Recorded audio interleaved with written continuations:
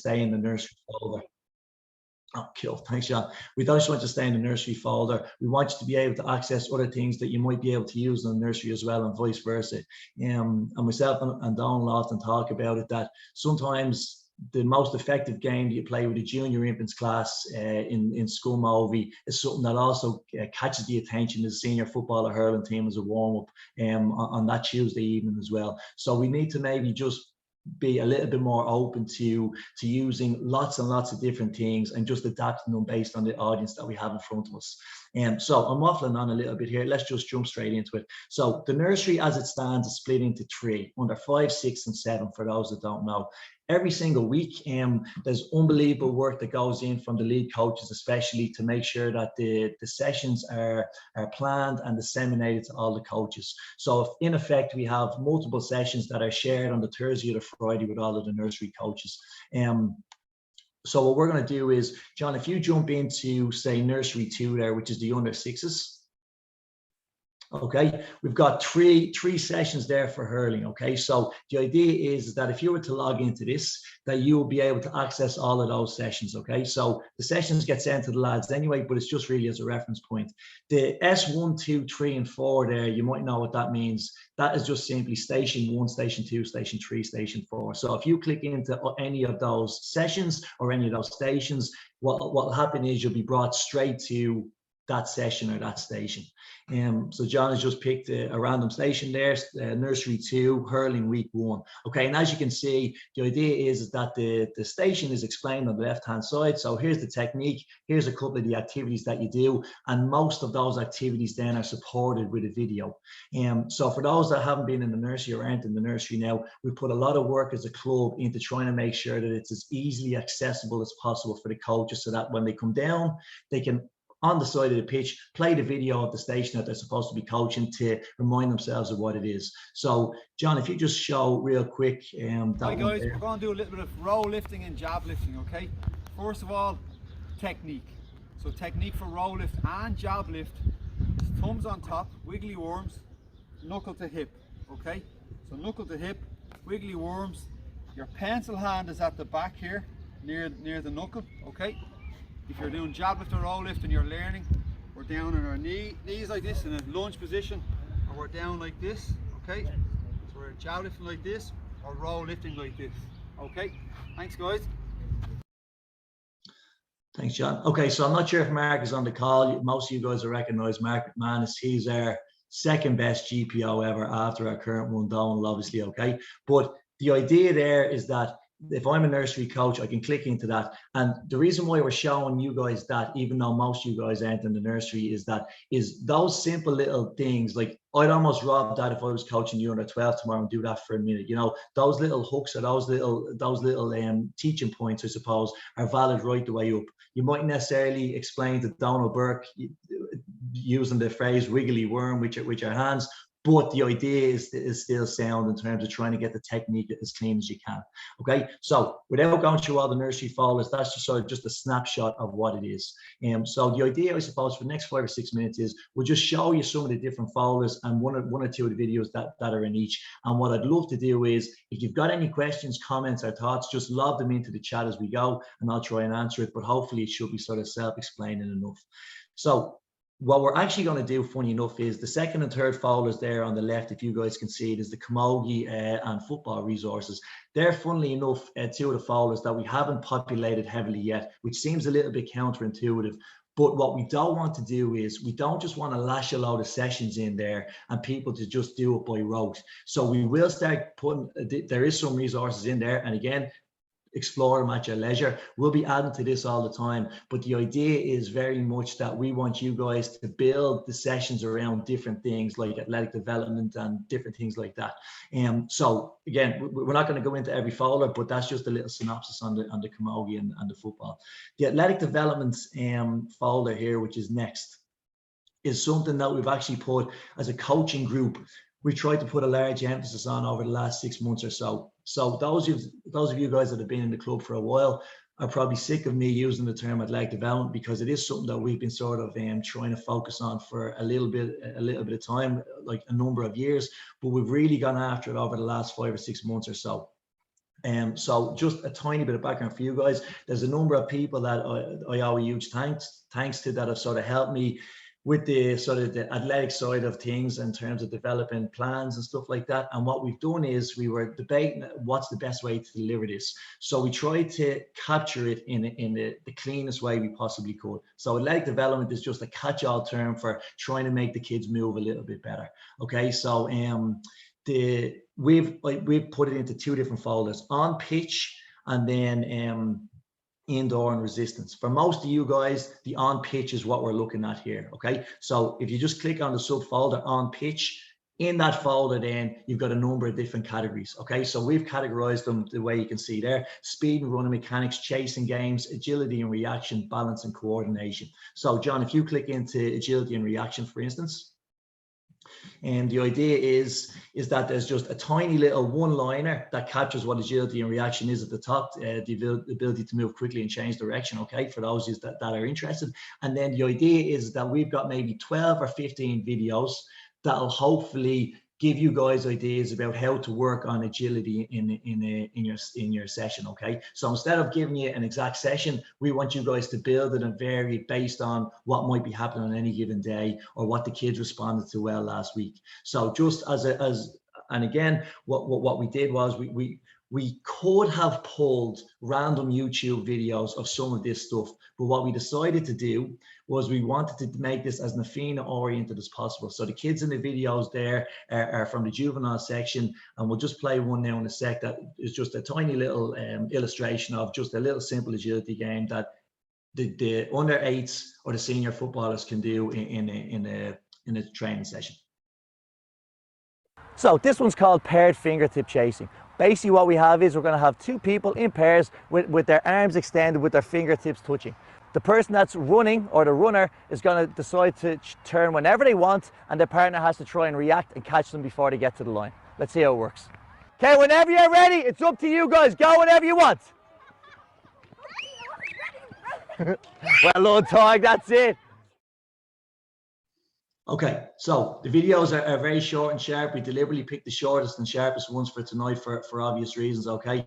And what I should have said at the start was, I'm not sure how a lot of you guys are viewing on different devices, but actually the quality of the videos for me is sort of coming through a little bit staggered and stuttered there. And that's not reflective of how they play when you actually log on. The video qualities are really, really good. And it's just on the Zoom share platform, they mightn't be coming across as well. That's Chris saying they're very clear. So thanks for that little ego boost, Chris. I appreciate that.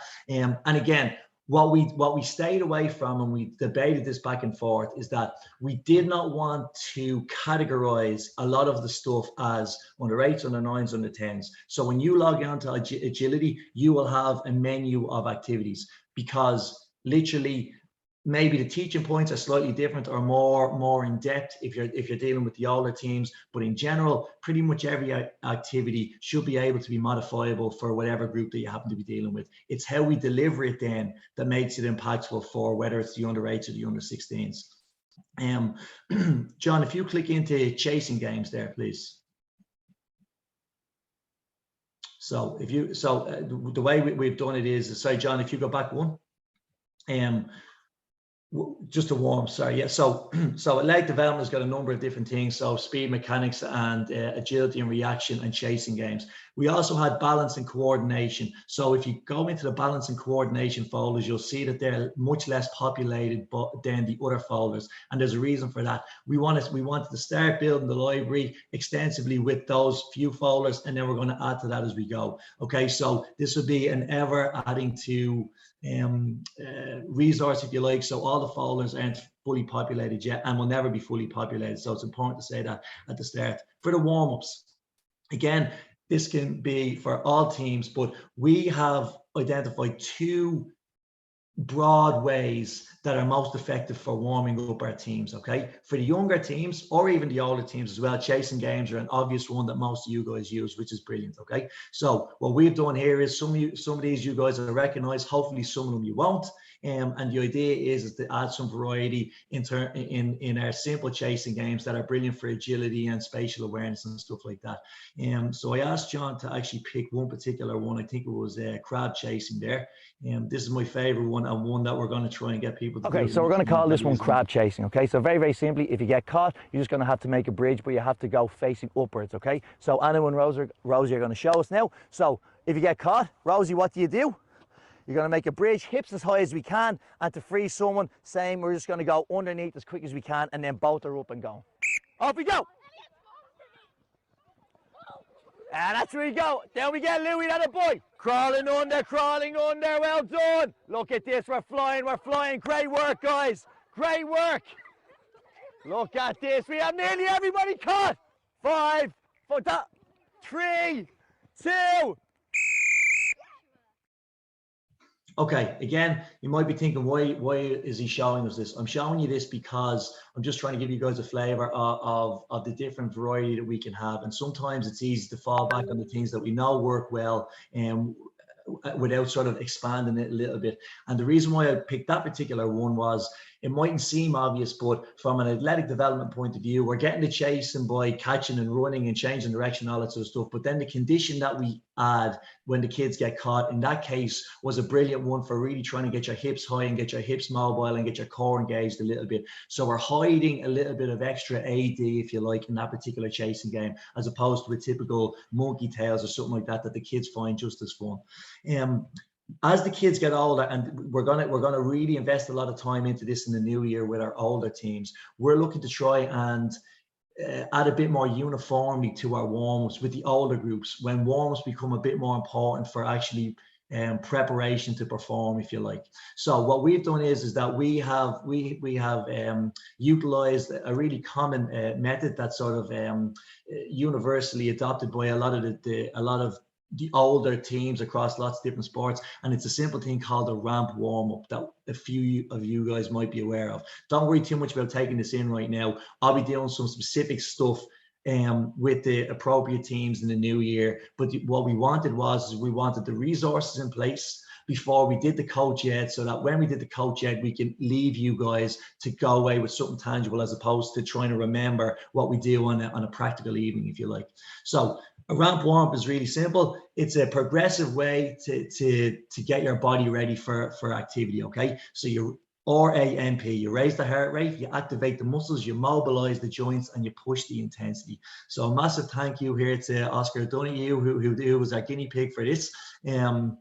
And John, if you click in to say activate the muscles, there's maybe 50 or 60 videos here, and we'll just pick one that will sort of illustrate one of the movements in the warm-up, say.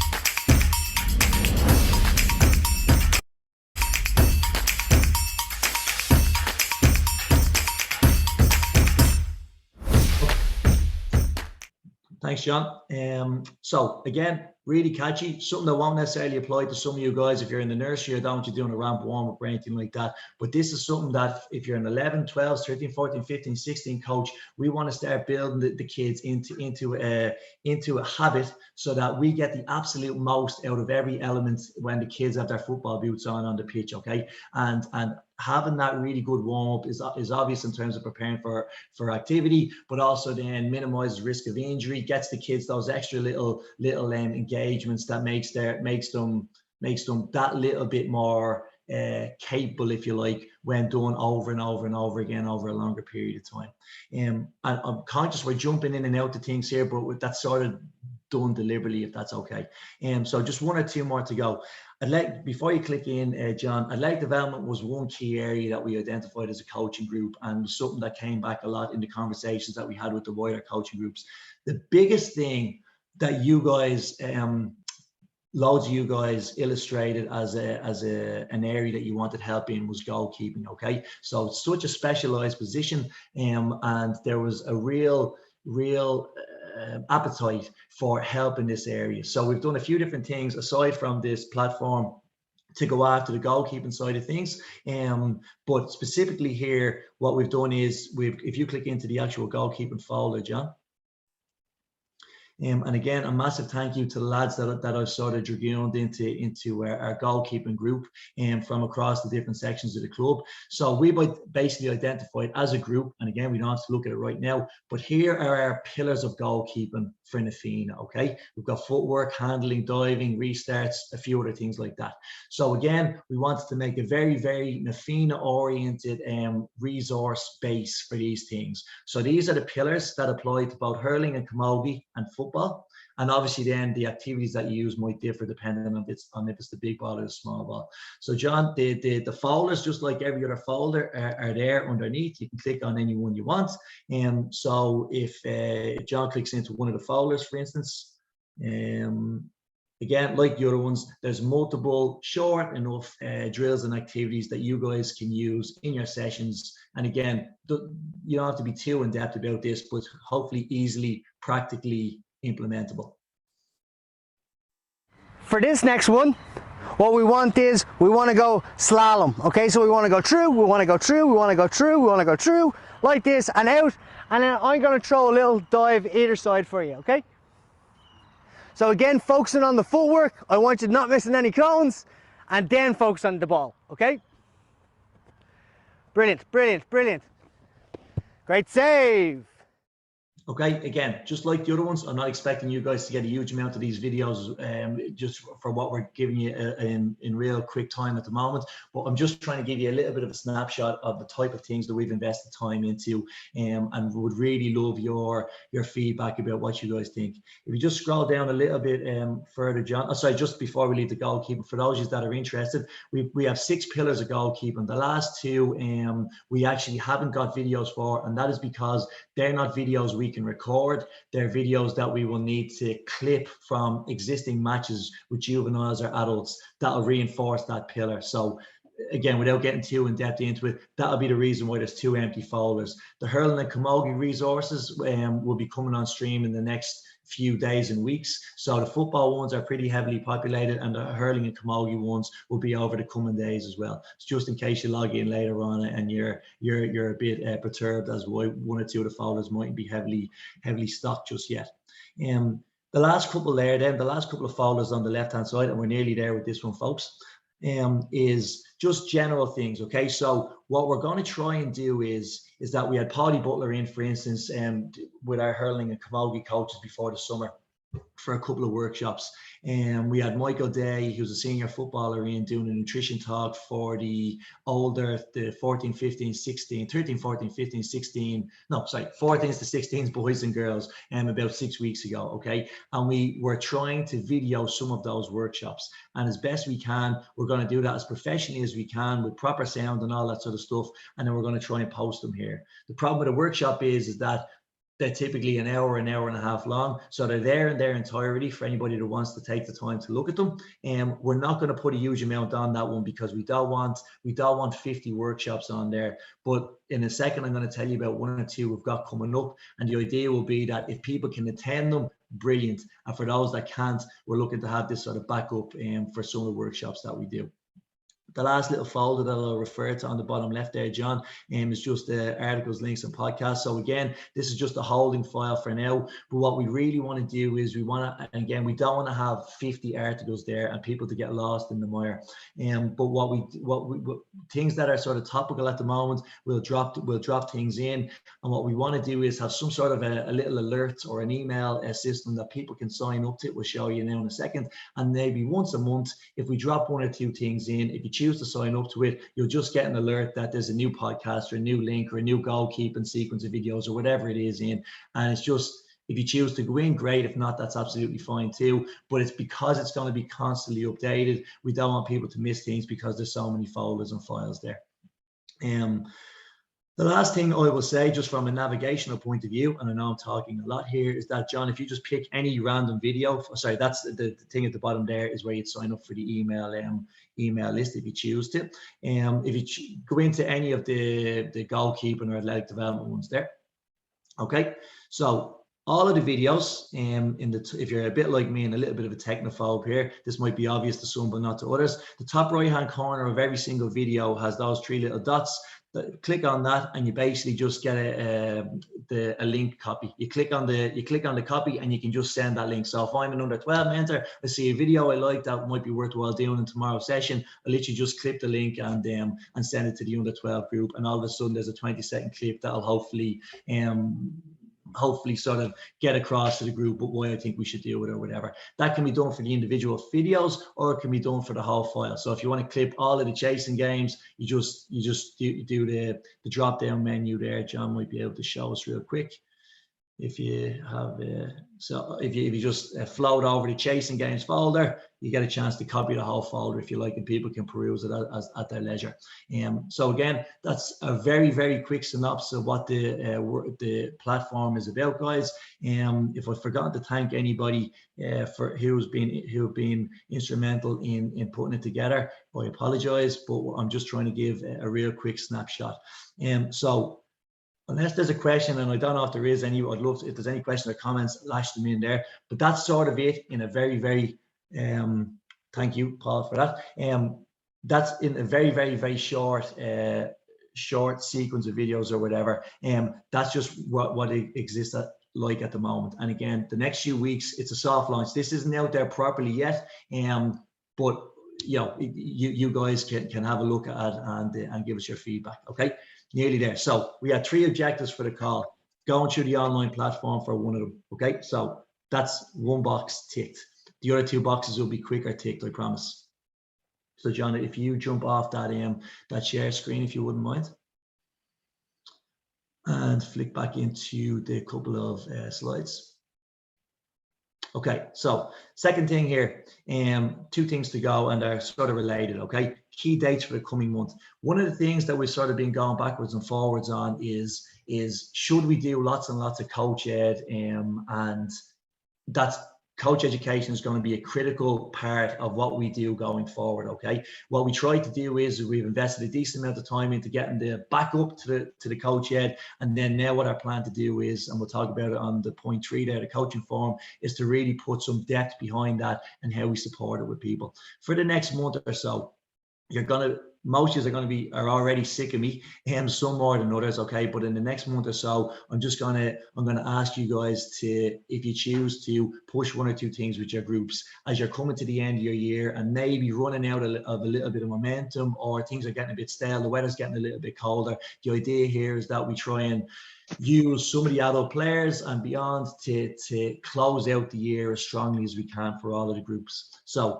next slide there, John, key dates for the next month. So again, this isn't a sexy slide, but just a few points that I have here. It's short notice enough, okay? But next week we've got 2 things on, okay? And you'll hear about it from me next week. I'm going to ask people to sign up if they want to attend. We have identified 2 skills, one for hurling and camogie and one for football, that we're going to go after heavily over the next few months. The tackle in football, both for the girls and the boys, is one that we're going to spend a lot of time on. And next week, just to sort of give us a little flavor of that, Johnny and Leah and myself are going to do a little tackling workshop, if you like. That'll be open to all football coaches in the club or whoever wants to attend. Okay, so that there's no age limit on that. It's going to be a general one, and then we're going to target as much as we can to the audience we have on the night. That's next Tuesday. Next Thursday, we have an athletic development practical, which is for coaches mainly of the CCC1 teams, 8, 9, 10, 11, 12, on a little bit of how to incorporate AD into the sessions and bring the ball into those things. So again, this won't apply to all you guys, but there's literally, if the adult junior camogie mentor wants to attend, we'd love to have him or her down as well. Okay, so it'll be targeted at the CCC1 age groups, but should be relevant for everybody. So that's next Tuesday and Thursday. I'll send out some details with timings on that tomorrow, and if anyone wants to attend, they're more than welcome. This would be sort of something that we've done half in the past. We want to formalize it a little bit.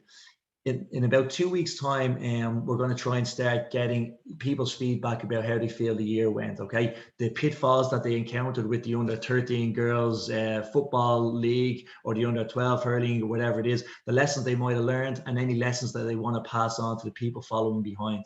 In some cases, we're going to ask people to meet either online or face-to-face with the people that are coming up behind them to help really share with them the lessons that they've learned. We're not going to do that for every age group, but there's certain milestone age groups that will be really, really needed. So for instance, the outgoing under sevens going into go games with under eight, that is a massive change. So I'll be asking the outgoing under eights to have a chat with the incoming under eights. Same with the kids that are moving from go games into grading games, and one or two other key age groups. Okay, so we won't necessarily ask the 10s to meet the 9s, but the certain milestone age groups, I think those conversations can be very informative and helpful. So I'll be in touch with people individually about how to actually do that. The aim there over the last 2 weeks in November, we sort of closed that off a little bit. The last 2 weeks in November will be busy, not necessarily for you guys, but another thing that we really want to do is, and again, to involve the adult mentors, is we had this idea called Speed Skills Sundays that we wanted to do, and we're going to do Speed Skills Saturdays and Sundays. In essence, it's a tangent of athletic development. We want to create a few sessions that are open to, at the moment, we're going to call it 10s to 16s, just to try and allow us to do it in terms of scale and logistics. Okay, so we're going to be inviting all the boys and girls from those teams down to a session where we'll have expert coaches and adult players that are delivering sessions that are fun primarily, but are a little bit more targeted in the information we give the kids and about how to move better in terms of speed, reaction, agility, that sort of stuff. Okay, so it'll be very, very much a fun thing. The reason why we're doing Saturdays and Sundays is that over the course of the next few weekends, people still have league games or challenge games lined up. So if the 12s have a challenge game on a Saturday, we'd love for the boys or the girls to come down on the Sunday or vice versa. Okay, that's why we've got Saturday and Sunday there. So we're not asking everyone to attend any of them, but people can attend whichever one they want, and we want to make sure there's options there so that everybody can attend. The Juvenile Club Fun Day that we haven't done in a couple of years for obvious reasons, that's something we want to bring back this year.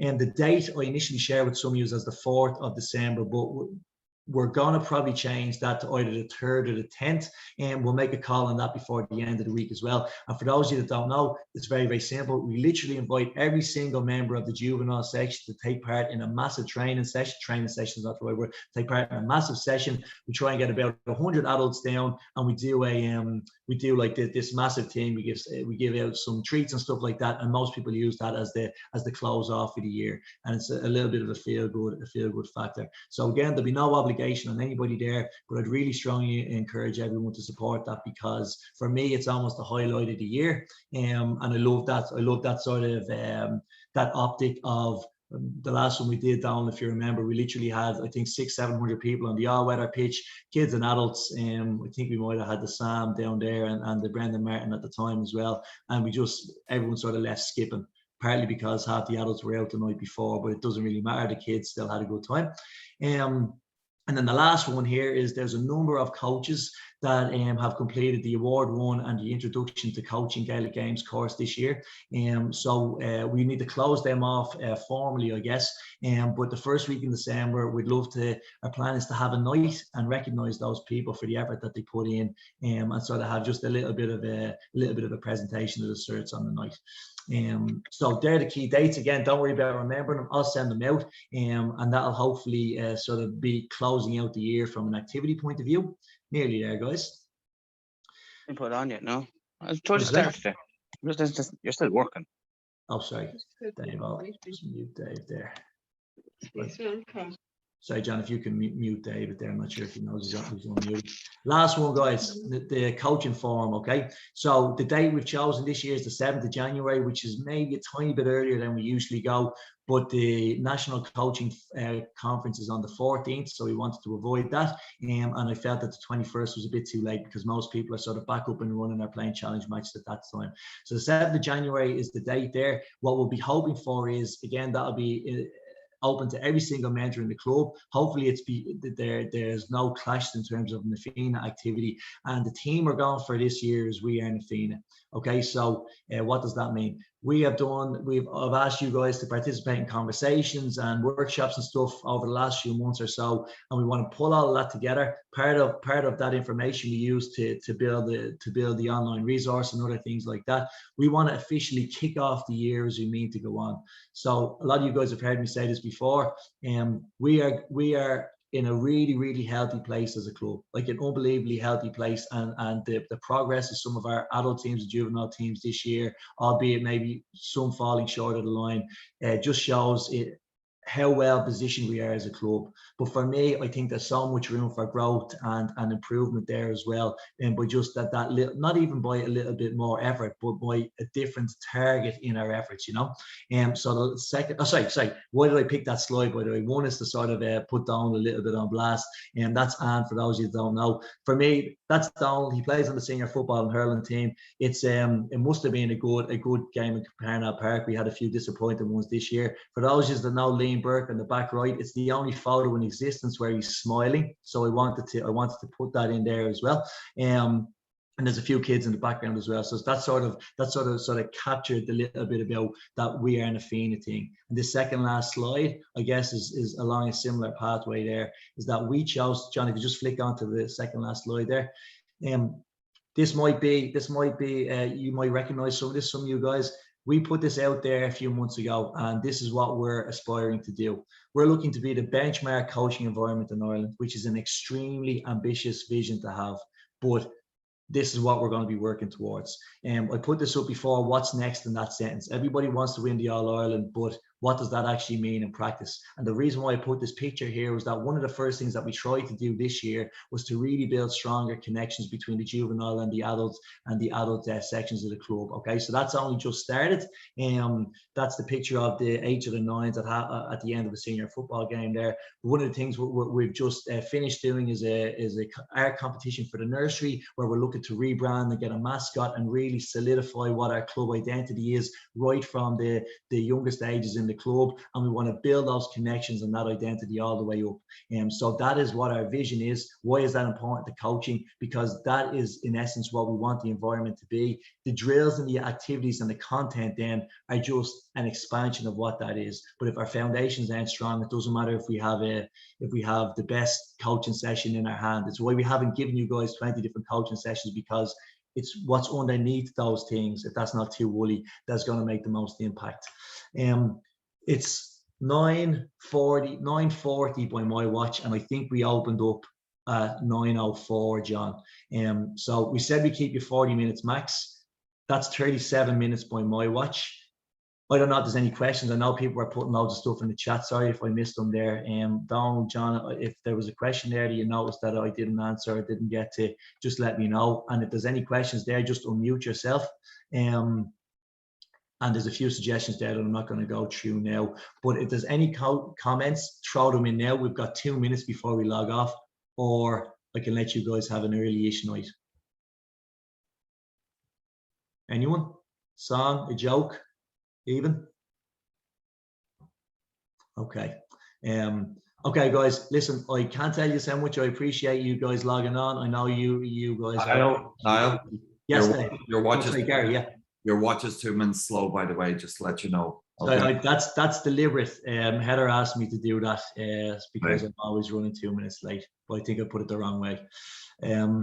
Anyway, guys, if there's nothing else, thank you a million. Whatever's left of the rest of your night, guys, enjoy it. And I'm looking forward to hearing any positive or negative things that people might have to say about the online forum that we can go after. Okay. That's it. Brilliant. Thanks, guys.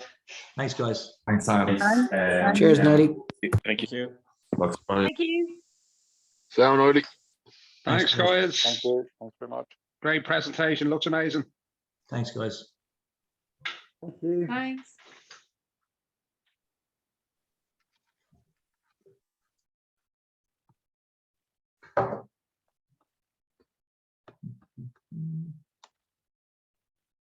I'm just going to have a quick flick through the chat there, John, because I didn't get a chance to read them as they were coming in. There might be one or two things I need to capture.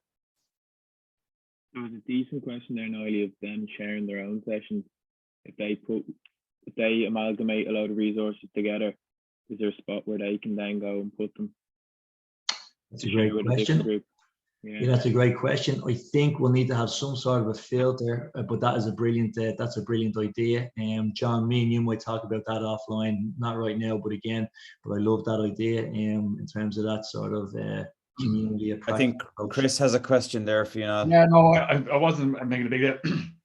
Just a kind of a guide as well.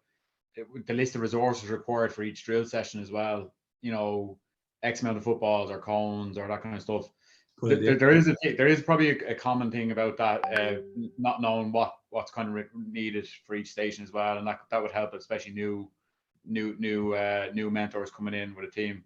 I'd agree with the other aspect about the sharing resources. Like, we have a number of lesson plans, like I've showed you before, and kind of sought guidance on them. I think if you had a common template, whether it be a Word document that could be used and that kind of stuff for people to go out, I think that's an added resource as well. And like you did with the stations, but then that there's a Word version of that station that's just on one page, like whether it be a JPEG or a PDF screen, that when a mentor is arriving, they can see what all the stations are, that kind of stuff as well.